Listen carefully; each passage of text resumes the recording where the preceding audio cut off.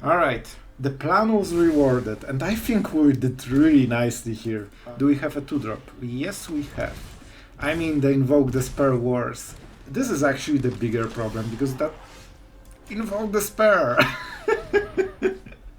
Oh my god, this is so lame. I love it.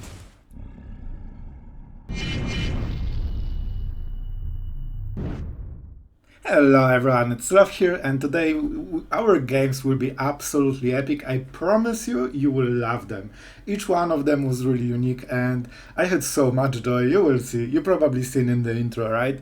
Yeah, this will be card today. So, other than this, you will learn how to outplay mono blue. Until end of their deck. That will be epic, I promise you. So what the deck is about? This is actual Dimir control, a full control deck with very interesting twist. This is not my deck, it's Nino Bautista deck. And the moment I've seen this, I instantly knew it has to be showcased because it's pretty epic and it's very different from the usual decks I'm doing. So yeah, very interesting choices. This is in huge, like this is such a weird deck, but it kinda works and I had really good results so far. So Gix Command can get you 2 creatures, and guess what? We are playing exactly 2 creatures in the deck to theoretically maximize this value, and both of those creatures are pretty big and deadly. Fleshgorger and the Lier. Lier is actually the big point of the deck. Everything synergizes with the Lier. Even Tainted Indulgence, you want to discard cards because it's basically drawing cards as long as you can put Lier into the battlefield at any point during the game. And guess what? Fading Hope, Blue March. I wonder why is it here? Probably to protect the Lier, right? So you are getting a lot of value and a lot of protection. You don't run counter spells at all. And you still have some sweepers. Drag to the bottom and Gix Command that you will see today showcased like crazy. This card actually, like it's not a full sweeper, but it can definitely mess with your opponents, especially if you cast a lot of those. So yeah, and Siphon Insight, MVP of every game against mono. You know why. And it will be really satisfying, I promise you. Yeah, I think we can go into the games to not bore you too much. Don't forget to subscribe if you enjoy the channel. It really does help, so I really appreciate it. And honestly, thank you everyone for being on the channel. You have been great, and I'm super happy to have, community like this. It's so fun to just hear your comments and so on. So really appreciate it. And with that great confession, let's go into the games. I hope you'll enjoy it. Alright, so we are going second with the most slow lands ever in our hand. It's not the best hand, but I'm not sure if it's mulliganable. And with Fading Hope we should oh, that's a good counter. It reminds me of my mono blue days when I just waited until they pump it with all the mana and just kill it. It kill you. Alright, that's a fair drafting tower in a row, by the way. Thank you, Shuffler. I think those are all from my deck, right? In top 9 cards. Seems legit. Alright, so our opponent is at 4 cards. He will be at 5 very soon. Alright, where's the pump? Pumpy? Yep. What about this mana? I mean, it might go pretty wrong for you. Always feels great. This is a really good card, but we need time to play it. I will complain if I don't get it right. For the sake of viewers, we cannot complain about everything, right? Alright, so we definitely played this. We march the sleeper before it can be, did. Alright, that was weird. Before he can activate it. I wanted some kind of joke, but it just simply fall flat during mid-sentence. So that's another sleeper. Not the greatest. We definitely want to hit something that sweeps the board. And now he's actually doing stuff very quickly because he knows. Man, those Raffin, how many of them can we draw? Alright. It will be Tainted Indulgence turn, I think. This is a scary turn. He will hit 5 mana, which we all know what exactly it means. So I'm not tapping my blue mana, just to a little bit scare him at least. Or, make him think. So this will be a lot of damage. I think he will go for the card, right? It's really tempting in this situation. Alright, so we know everything. We could prevent this damage if we cared, but I do not care. I will go with this one. Oh, Fading Hope. I actually really like it. Man, Tainted Indulgence is not bad. It might be better than March, honestly. I will go with the greedy version. So this is a bit... yeah, let's go like this. He invested a lot of mana here. Bro, please, untapped. Untapped. I drew quite a lot of cards. I should really get a normal land finally. Thank you. Thank you. Alright, the plan was rewarded, and I think we did really nicely here. Oh, that feels really good. And we are starting to get going. We are 3 to 5. Do we have a 2-drop? Yes, we have. I mean, the Invoke Despair wars. But to be honest, it's not the worst. We have quite a bit of value in our hand. This is actually the bigger problem, because that Invoke Despair. Oh my god, this is so lame. I love it. This is basically standard right now. Who draws more? If he plays Invoke Despair, I'm just showcasing this as a highlight game. Alright, it's not gonna happen, guys. I'm sorry. Do I pay 1 life? Not sure. Not sure. The cut down shield activated. So we could kill it at the cheap cost of 1 card, and you know what? I'm freaking doing it. I have enough card advantage, and I want to have a clear board on my turn, because I want to do shenanigans. If I draw a land that is untapped, I would play the Fleshgorger. This is so brutal. Oh my god, with the tap lands. I promise you, we played lands that are not tapped. Not this game though. So Fleshgorger dies to Invoke Despair super hard, but he didn't... I think he didn't cast it last turn, right? Yeah, he went with the Soul Transfer. So I think he doesn't have Invoke Despair. 3 mana. Alright. Yeah, I know, hello. It was a hard choice, my friend. I know. It's fine. Oh, the spam. Usually the spam means that you are in winning situation, but we'll see. Ooh, that's a lot of damage. I love it. Invoke Despair clearly kills him right now. Alright, so what do we do? Let's go with Siphon Insight, because it hurts more if we kill him with his Invoke Despair. And let's be honest, it would be epic. Drag to the bottom. Card that we wanted for basically whole game before. You know what? I will take it. Because we have other plays, and I think it might be good enough. This will die. Mark my words. Ah, that's a removal. Easy. That's fine. I'm fine. So we are very close. If we exile, we have 2 mana, right? Yeah, we have Tainted Indulgence, so we do not have the land. And for the 4, we don't have a 4-drop. So if we play this or put it into the graveyard, we get some card advantage. He doesn't play blue, so we might go for the Siphon on his turn. Like $5, he's just spamming your go all the time. No! That was our shot at killing him with his own despair. I mean, I'm still for the plan. Yes! Oh my god, it's happening! Yes.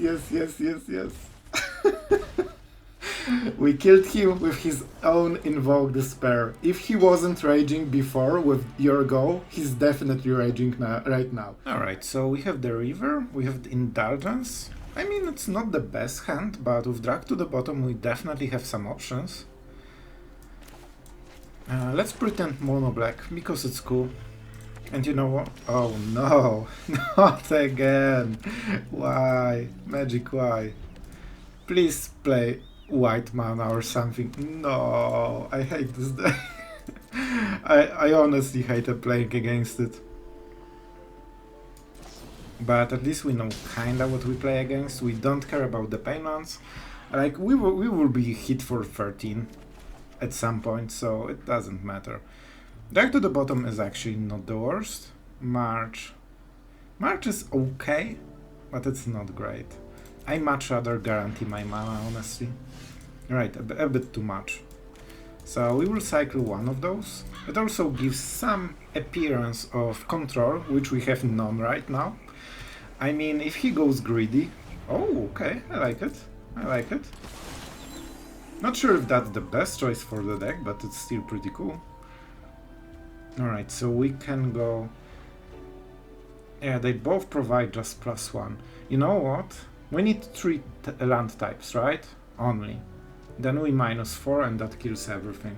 So we cycle one of those. Honestly, I prefer Raffine Tower. Don't ask me why, it's just one of those decisions that have literally zero reason. Alright.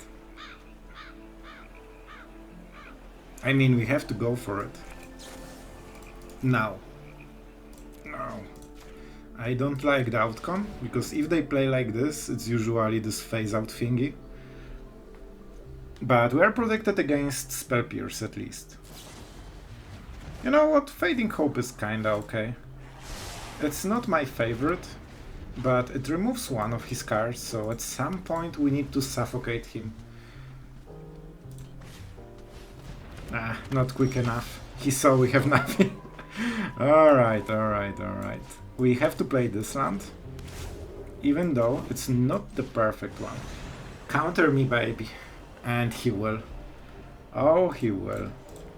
So, unfortunately, he will draw a card. However, he also needs to discard one. So, it's still good for him, let's be honest, but we didn't draw any kind of early removal, right? You know, not at all. But to be fair, like, we didn't. So, a bit harder for us. We also...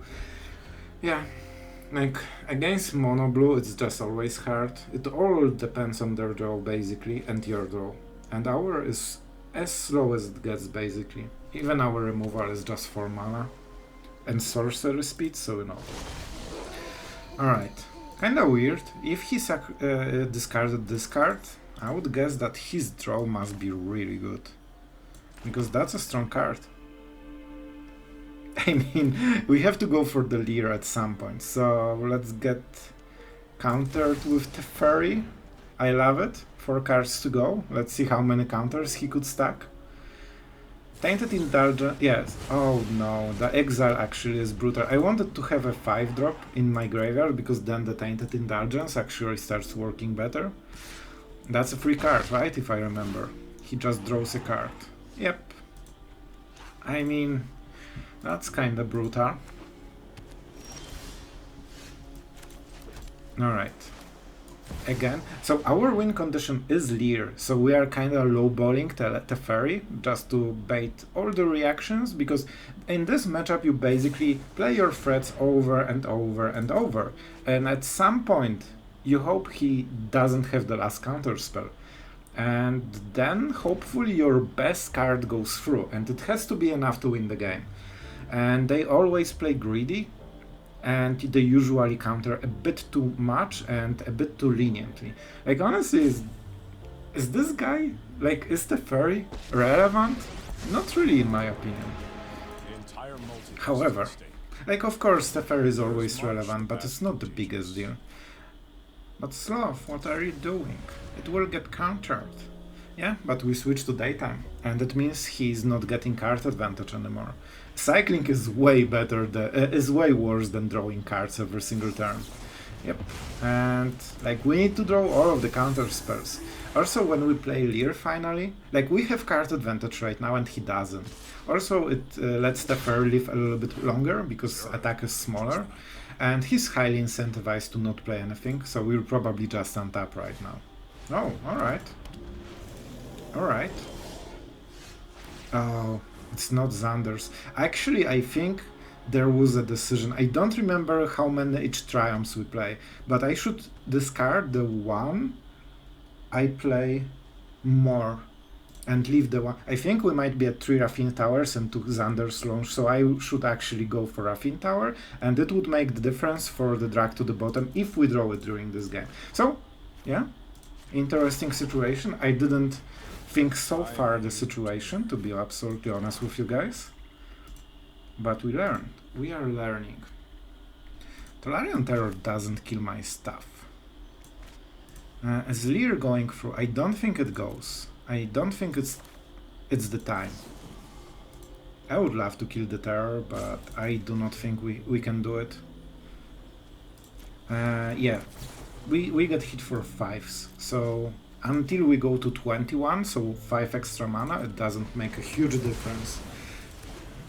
Was that a 0 counter spell? He might have the Essence Scatter still, right?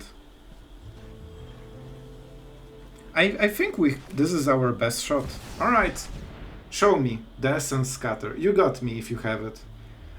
Like, it is a greedy play, but I just decided that it might be our best bet, because I've seen no priority, and yeah, they keep playing Essence Scatter right now, so, you know, kinda dicey, call on my side, but I thought that we are in that situation in this kind of matchup, so this was a solid choice to win the game, I feel. Man, this is such a pile of random things and just rest of mono, but it still works perfectly against this kind of deck that we play.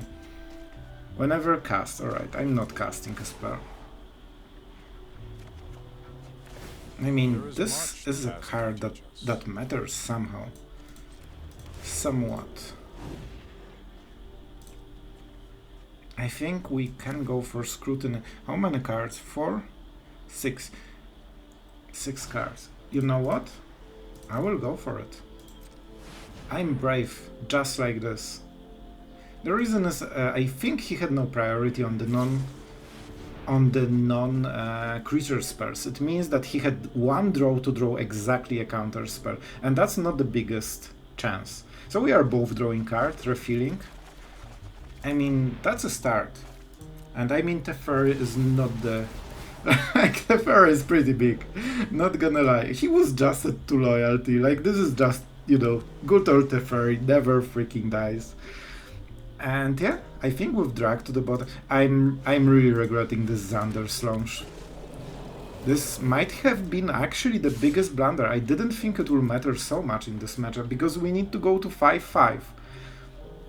And it will be super hard. Oh, okay, I like it. But does it make it big enough? No, Teferi is still here. Was it really worth it? That is a really good card for him. Alright. I mean, I'm drawing all the cards, man. All the cards. Alright, so we have a lot of types. Alright, this is a really important turn. We need to make something happen. And I think this is a really good start. We have a lot of mana. First we kill the Ledger Shredder. Then we force him to sacrifice a staff. So-called a staff. We can actually go for Invoke Despair if we see no counter spells, but it really seems like a counter spell, doesn't it? The good part is that it's kinda hard to counter, because one of the effects is sacrifice, and he cannot pump the Shredder very easily. So we can go Aether for March to postpone and just make sure that Teferi will probably live.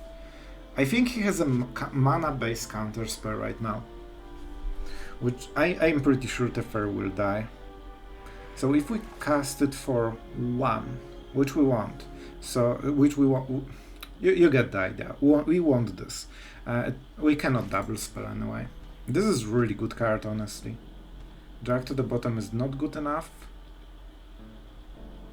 Alright. Alright, I think the Invoke Despair is a key card for us. So we might as well get... Oh! Alright. That's not a happy noise for me. And it's at the end step, so I cannot phase out right now. Oh, that sucks. It seems that Invoke Despair was the correct choice after all. I didn't expect another Flow of Knowledge. Yeah, because... Oh... But still, if he had a counter spell, right, he would just play it. I do not want to do stuff at the upkeep, because I want to force him to do some stuff, let's say. And we do not want to phase out the Jhin. Because we want to kill him with drag to the bottom. And we want to drag him. Alright, I like my cards, so we are not giving up the card advantage. That's a ward. I'm pretty sure it will get countered. With so many cards, like it's 95% they will just counter. But it cuts a little bit of their mana, so they invested 3 already. It's 1/3 of their mana. Yeah, with Jhin it's actually a bit harder because of the discount. But we need to go through this somehow. One of the plays I could make during a rare part of the game, I was thinking about it. I could have made the token, and I think we would lose Teferi if I did it, but maybe that would help with the terrors enough. That's not a good card. No, this is something we could really use since a long time. No Xander's launch. Pretty brutal, but we have a lot of mana and we need to make it work. So let's start. Oh, cut down. Yeah, Sloth's brain actually started working and this might be useful. It's 3 mana removal basically. But let's see how many counters. We need to go for the siege. Alright, that's a lot of mana. So he has basically 1 negate probably. It's not perfect. We cannot kill both if he counters drag to the bottom. Alright, a lot of lands. So let's see the hard negate, because negate is basically the only thing that works. Even Earth-Eye Scorn wouldn't work because it's our first spell. Any mana based doesn't work. Fading Hope. Alright. It's not the worst. And this means he's fully tapped out, which is actually great because we can refill our stuff. However, it's super tempting to just go with the cut down.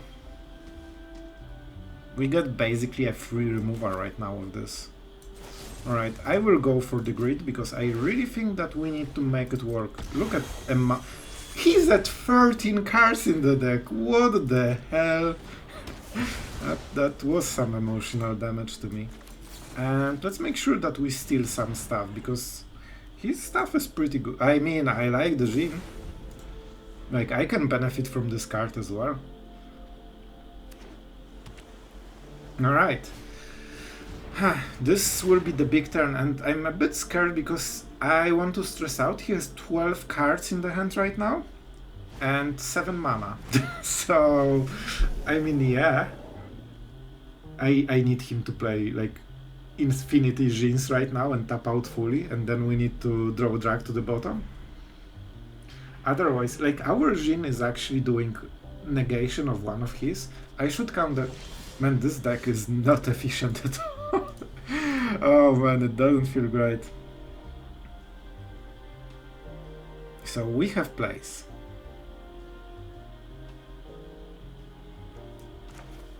I think this is the first one. It will get hard countered nearly for sure.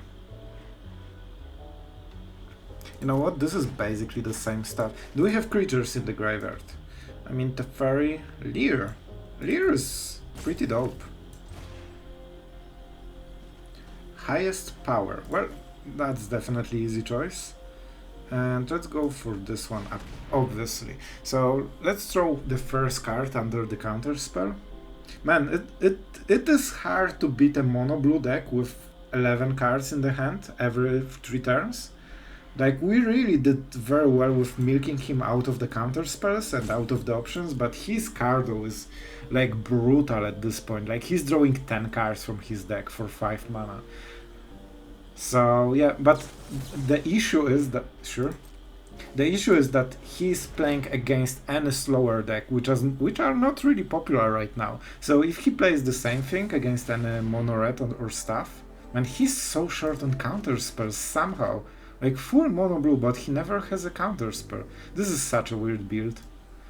In my personal opinion, it's not a good build, but Flow of Knowledge is a very strong card in mono blue, and it compensates for a lot. Especially if we are playing a slower deck, so we just cannot punish him with, 5 creatures with Talia. I mean, sure. Man, he's playing this really weird. Like, guys, he went 59 cards. He had infinite cards in the hand, and he still lost somehow. Like, I'm baffled. Those mono blue players, it's just mono red under a different case, but there's no plan somehow. Alright, so I guess we won this. So yeah, if you want to beat mono blue, you see how. Oh yes, Dimir on play. I love it already. So let's go with Raffine Tower and let's build into the Siphon Insight, the coolest card that makes the most explosions for any card ever. Alright, so... already tempting. Super tempting, but it might be Bankbuster. And the amount of time we have fought would suggest that maybe we have made disappear. Who knows? Maybe. Maybe we baited it. Alright, so... mana efficiency. I mean, yeah. Alright, it's super tempting to draw the land, to take the land, but I don't think that's the best choice, honestly. Especially that we can use Siphon Insight again. We can ignore Danik safely. Enjoy your 2 damage, my friend. Oh no, 10 turns to go. Or 9. Actually, now 9. So, we are under Razor's Edge. Alright, jokes aside, we have... oh, I like it. I kinda like it. So, he will mill a card. Let's see what we could have had. English card. Alright, I want the land. I need the land. Oh my god. Is this really Raffine? Sure, that just feels so much better. Oh, it changed the style, I think. Did we really get mana screwed again? Oh my god, magic! Let me freaking play the game. Yeah, I could do the thing at the upkeep, but I really didn't think I have to. I mean, that sucks super much. So we were in great situation until this point. I didn't think that I will get mana screwed from my deck, and I will get mana screwed from my opponent deck as well. But I guess that was one of the choices I have made. So we need to eat it, because... we had the opportunity. Alright, we had the opportunity. Should I cut it down? Yeah. I'm not sure how good the graveyard thing is. I should probably... like, if he has it, he obviously can use it. I'm not sure if the main play is Ludovic or just Danik combo when it flips. But you know, I think it's okay. And I will bounce the Danik at the end step just for the scry, because otherwise I won't draw cards, I guess. This has been super brutal. We look at the amount of value we have. All we need... oh, that's a tempting target. Alright, you got me. I will use it on the token then, because that's basically the same value. Oh no, there's no token. Yeah, okay, I didn't see this effect. Because we let him attack with Root, thank you. That's not an island, but you know what? Freak it. I will take it. As long as it's a land, it's already better. Alright, so our opponent is super pressed to play something, because right now he doesn't have a board. So that's why we go... man, this distortion is super weird. Or maybe it's me. It just looks different. So the whole point is that he can remove his own shortlet, but it cuts his turn quite a lot. And yeah, Danik is not the most powerful turn 5 play, you know? That's the point. We are getting super screwed on the mana, but still, it's fine, because we have so much value, and like, draws from his deck really help us a lot, like right now. He can sacrifice the Plaza, and you know what? I will do the thing. He doesn't get the token, that's kinda important. And the big point is, we can kill Danik during our turn, if he taps out. If he doesn't, we just don't do it, and we get him in this weird situation when whatever he does, we kinda counter it or get something out of, you know, him not doing stuff, unless he kills the Emperor directly. But that's the risk I'm willing to take. Cool, that was nearly... oh, so he went for it. This is 3 mana to save Danik. Alright, that's fine. That's absolutely fine. So, he gets the card, but no additional time. Oh, that's a very weird play. I think he was aware that he kills his own Danik. I think he did it for the graveyard thing. But still, yeah, he didn't want the Exalt. Pretty interesting play, in all honesty. The problem for him as that. We have stuff, but let's think. We have a lot of things to do. So we could kill the token, force him to sacrifice something. It will be Danik, right? He will sacrifice the Danik and the wedding announcement. And he's left with 3-2 without abilities compared to our board. And I honestly think it's good enough. I think it's good enough. Yes, he has some value, but it's not close to our value. And we still get to draw a card and we destroy a lot of the board. So also his plays are 4 mana each, so it's not the most tempo efficient, and his creatures get a little bit smaller. We get the land. And with Silver Scrutiny, March and Teferi, we have more time than he thinks and more cards than he thinks. If that's his main play, I'm super fine with it. It's just 3 damage and 6 damage on the next turn, so 14, 8 in 2 turns. We can safely play our game as long as, like, for this small cost. Alright, that's interesting. Drag to the bottom is starting to look pretty nice here. We can take this damage, right? What is his mana base? When you aren't sure if they play Invoke Despair, look at the mana base. Black, black, black, black, black, black. Everything is nearly black. This is not legendary, so it cannot produce black. So I think he might be playing the version with this one, but it's just creatures and some removal. I'm not sure, but there is definitely a possibility of this. So we can go for Teferi and try to pressure it, but that's not a great idea, unless we march. Another Teferi. You know what? If we can do it, that's insane value, right? And we have this Teferi that is very nice target for the march. I'm pretty... like, this is the tricky play. They see 1 mana. There's literally like no... oh, you... you monster. Oh, this is so bad. This is actually bad because it forces us to react right now. And we do not want to react right now. Because it shows the Teferi plan. I still think it's worth it. Because it gives us some board. So let's go like this. Yes, we could phase out everything, but then we are super all in. So the first one is Brutal Qatar. Nah, it's not Brutal Qatar. It's our thing. I do not want to block anyway. Right? Alright, I changed my mind. Here, if we draw a sweeper, we do not kill this, but it makes attacks awkward and adversary can be blocked. So we go like this. I think it's good enough. We force him to basically attack adversary into Teferi, unless he goes flying here and the other one face. But then we go Silver Scrutiny and we have a huge creature and a lot of cards, so yeah. He went all in. He actually don't need to. There's no reason to do this. He needs only flying, but I kinda missed it too. So, yeah. He's still holding the plasma mana, so be careful about that. He can, what is the word? Save. Oh my god, the word save. He can save one of his creatures. We are not drawing our sweepers at all. However, yeah, this is the land. So we can go either 4 cards. No, it's not worth 1 additional card. But we don't want to flip to nighttime, right? Yeah, let's go like this. It's 4. We could go for 3 for the march. There is high chance we draw something that is black. But I will take this risk. He doesn't have too much more power. He cannot really kill us, I think. And with marches, I really hope that we will drag to the bottom, the board. So I expected next turn drag to the bottom, to be honest. I mean, yeah. It's definitely a bit helpful.